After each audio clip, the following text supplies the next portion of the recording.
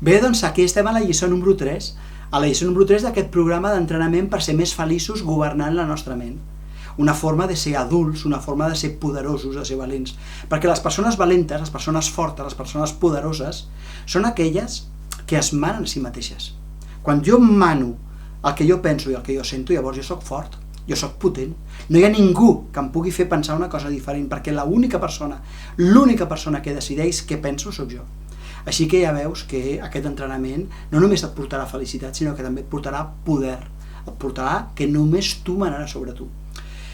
Què farem en aquest vídeo, en aquesta lliçó? Molt simple, farem els dos primers passos dels 5 que hem de practicar en aquest entrenament. Quins són aquests dos primers passos? Mira, el primer és que sempre que estiguis patint, sempre que tinguis un problema, sempre que estiguis, preocupada, sempre que estiguis de mala lluna, sempre que estiguis enfadat, sempre que tinguis alguna que t'està incordiant, immediatament prenguis nota, escriguis quines són les idees, les paraules, les frases que t'estàs dient. Per exemple, t'han posat una truita i tu no vols truita per dinar, no vols truita, tu no t'agrada la truita. Llavors comences, apunta tot el que t'estàs dient. Els meus pares no m'estimen, els meus pares m'odien, estimen la meva germana perquè a ella sí que li agrada la truita i claro, li fan la truita amb ella i a mi no. És una forma d'odiar-me. Em moriré aquí a la taula, perquè no em penso aixecar, no penso menjar aquesta truita i passaran dies i encara estaré aquí asseguda i em faré vella i moriré aquí a la taula. En fi, totes aquestes coses que et fan patir, tu les apuntes. No importa que siguin absurdes, és més, el 90% de les coses que pensaràs després comprovaràs que són absurdes. D'entrada no t'ho semblen i tu li dones crèdit, i això és lo trist, li dones crèdit i per això pateixes. Però el primer és que apuntis les paraules, no? Les frases, les idees, els pensaments que tens que et fan patir. I la segona cosa, dels 5 passos, avui farem 2, el segon pas és que et preguntis si vols patir o ser feliç. I ara et diré una cosa que hi ha molta gent que no la té clara. Hi ha molta gent que prefereix patir. Hi ha molta gent que prefereix patir perquè els sembla que quan pateixen als altres els hi fan més cas. És el seu tema. En realitat s'enganyen, és a dir, quan hi ha una persona que està tot el rato patint, al final els hi deixes de fer cas i ja està. I mira, en castellà hi ha una frase molt bonica que és con su pan se lo coman, no? Con su pan se lo coman vol dir que una persona que no vol ser ajudada haurà de viure les conseqüències, no? I haurà de patir allò per entendre que hi ha un moment que ha d'estar disposada a ser feliç.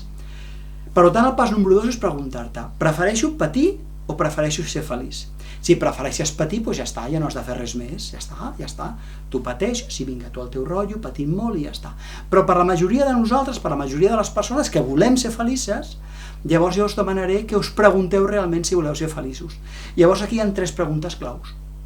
La primera és la meva pau interior més important que aquesta truita? Em cuidaré a pesar d'aquesta truita? Ja està.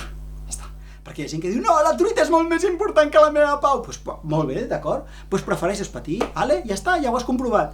Tu dius que vols ser feliç, però la truita és més important que la teva felicitat. O sigui, una tonteria com una casa. La primera pregunta, si això em passa, em cuidaré? Encara que portin truita, em cuidaré? Encara que portin truita, faré que la meva pau interior sigui més important que la truita? Aquesta és la primera pregunta, que es pot fer de formes diferents, però la idea és la mateixa. La segona pregunta és molt intensa. Hi ha gent que ha viscut això i és feliç? O sigui, hi ha gent que ha menjat una truita i no li agradaven les truites i és feliç? Ja està, menos rollo. I la tercera també molt senzilla, és hi ha persones que tenen problemes molt més grans que una truita que no els agrada. Llavors diràs, home, i tant. Hi ha molta gent que no té que menjar. Hi ha molta gent que li agradaria poder menjar i no pot. Hi ha molta gent que no té ningú que li cuini, que la cuidin, ja està. Ho dic perquè aquestes 3 preguntes són fonamentals, les repeteixo. 1. Si això em passa, em continuaré cuidant? La segona. Hi ha gent que ha viscut això i continua sent feliç? I la tercera. Hi ha gent que viu coses molt pitjor que això i a pesar d'això són felices, perquè hi ha gent que a vegades no té menjar i és feliç, a vegades hi ha gent que està sola i és feliç. Per tant, sembla una mica tonto que tu siguis infeliç perquè hi hagi una truita o perquè hagi suspès. Fixa't que hi ha gent que no tenia escola, que no pot anar a estudiar. Tu et pot preocupar que hagis suspès, però hi ha gent que està molt pitjor, per tant quan ho reenquadres te n'adones de no, jo he de reeducar la meva ment, he de reeducar. Però això serà el que farem amb el vídeo número 4. Ara us demano que durant uns dies vosaltres practiqueu això. Adona-te'n que és possible que tu vulguis ser feliç i per tant practica aquestes dues coses que t'he dit.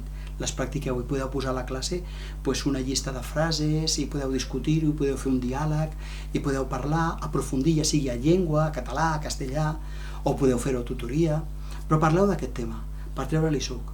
I després, si hi ha unes quantes persones de la classe que diuen que prefereixen que no ser felices, és la seva opció, tenen dret, i ja està. Però una cosa molt important, elles tenen dret, però no us preocupeu per elles, perquè si no el que fan és fer xantatge emocional. Una persona que diu, mira, és per culpa teva, i munta un show, en lloc de ser prou adult i dir, mira, tinc un conflicte, m'agradaria resoldre'l, i per tant governar la seva ment, els seus sentiments i actuar en coherència, és una persona que t'està fent xantatge. I això és una cosa que no ho hem de permetre, ni d'infants, ni d'adolescents, ni d'adults. Però com que aquest curs continua, ja veurem més endavant eines que podem fer servir.